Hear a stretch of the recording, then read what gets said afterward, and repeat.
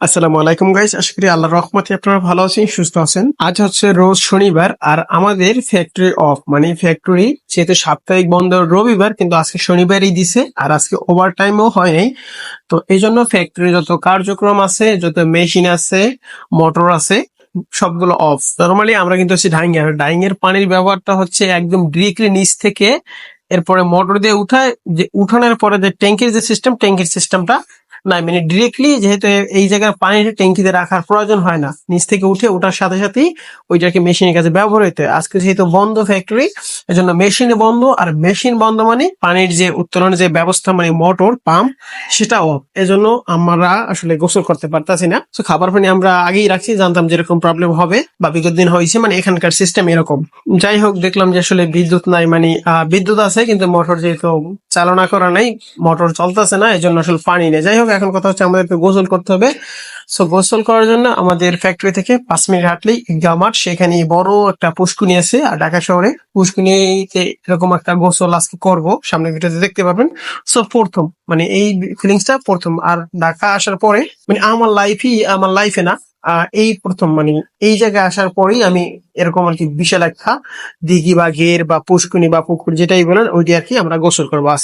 So এখানে আমি যাচ্ছি, আমার সাথে আমার হেল্পার আছে, মানে আমার সাথে যে হেল্পার, ঠিক আছে, আর আমাদের যে অপারেটর, মানে আমাদের দুই হেল্পার, যে অপারেটর মানে হচ্ছে ইটিপির অপারেটর, আমাদের ওস্তাদ, সেও আছে। সো আমরা তিনজনই দুপুরে খাবার খাওয়ার পরে আসলে ঠিক আগ মুহূর্তে যাচ্ছি গোসলে। তো ফ্যাক্টরি থেকে বের হয়ে আমরা তিনজনে ফটো ভিডিও মানে ফাইজলামি আসতাম সব করতে করতে চলে আসলাম পুষ্কিনি গেটে। এখানে দেখলাম অনেক মানুষজন আর কি হাঁটাহাঁটি করতেছে, এখানে ক্রিকেট খেলতেছে, অনেকে আড্ডা দিতেছে, বসে আছে। তো যাই হোক, আমরা আমাদের মতো, আমি আমার ফোনটা নিচে রেখে এরপর আমরা তিনজন নামলাম।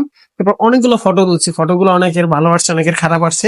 মোটামুটি যেগুলো সোশ্যাল মিডিয়ায় দেওয়া যায় বা ওই ভিডিওর সাথে অ্যাডজাস্ট করা যায়, অ্যাটাচ করা যায়, সেগুলো আমি আর কি ভিডিওর শেষে দিয়ে দেবো। আপনারা ভিডিওর শেষে ফটোগুলো দেখতে পারবেন। আর অবশ্যই কমেন্টস করবেন যে ফটোগুলো কেমন হয়েছে, অথবা এই যে ভিডিওটা আপনাদের কাছে কেমন লাগছে। ভালো লাগলে অবশ্যই শেয়ার করে দিবেন।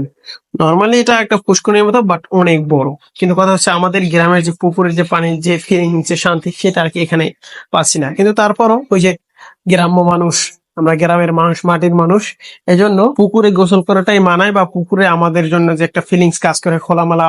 নর্মালি ফ্যাক্টরিতে কিন্তু দেখা যায়, হ্যাঁ, আমাদের পানির অভাব নেই, অন্যান্য জায়গায় যেহেতু ফ্যাক্টরিতে বা বাসায় থাকলে যে পানির যে একটা প্রবলেম হয়, আমাদের এখানে কোনো পানির প্রবলেম না। আজকে ফ্যাক্টরি অফ, এই জন্য হচ্ছে পানির সমস্যাটা, নাহলে কোনো ধরনের সমস্যা ছিল না। যেখানে আমরা 1 বালতি বা 2 বালতি পানিতে গোসল করতে পারি, সেখানে যদি আমরা 5 বালতি দিয়েও গোসল করি তাতেও কোনো সমস্যা নেই, কেননা এই লাইনটা চলমান, মানে সিস্টেমটা, পানির প্রসেসটা হচ্ছে এরকম। মোটর দিয়ে একদিক দিয়ে উঠে মেশিনের মধ্যে যায়, ওটা কালারের মাধ্যমে বিভিন্ন ধরনের প্রসেস হয়, পানিটা একদম কালার হয়। এরপরে আমাদের ইটিপি সেকশন আছে, দেন ইটিপি সেকশন থেকে আমরা পানিটাকে আবার ময়লা মুক্ত করে, মানে কালার মুক্ত করে, কালারটা ক্লিয়ার করে, এরপর আমরা ময়লা ড্রেনে ফেলি। সিস্টেমটা মূলত এরকম। সেজন্য আমাদের এখানে কিন্তু পানির প্রয়োজন নাই। তারপরও এখানের যে মানে এই যে পুকুরের যে সিস্টেমটা, পুকুর তো পুকুরই, এখানে প্রচুর পরিমাণে পানি, মানুষজন মানে গোসল করি একটা অন্যরকমের শান্তি। তার ভিতরে আমি বাসা থেকে আসি প্রায় 15 দিন, 15 দিনের ভিতরে কিন্তু এরকম আসলে, বা ঢাকা আসার পরে আমি আরেকবার ঢাকায় আসছিলাম, এখানে 6-7 মাস থাকছিলাম, কিন্তু আসলে এরকম আসলে গোসল করার কোনো ফিল পাই নাই, কারণ ওই সময় কোনো একটা পুকুর ছিল না। ঢাকা ফতুল্লা শিখছিলাম কলা বাগানে, ওখানে কিন্তু এরকম কোনো পুকুর ছিল না। কিন্তু এই জায়গায় ভাগ্যবশত আচ্ছা, দেখা যায় মাসে বা সপ্তাহের ভিতরে 2-1 বার বা সপ্তাহে 1 বার, বা কখন কখন যদি এরকম প্রবলেম হয় আজকের মধ্যে, তাহলে কিন্তু পুকুরে নিয়ে আমরা বাড়ির মানে গ্রামের একটা ফিল নিতে পারবো। তো যাই হোক গাইস, এখন তো আমাদের গোসল টোসল করা শেষ, ফটো তুললাম, ফটোগুলো ভিডিও শেষে দেখতে পাবা এবং দেখতেছে এখন।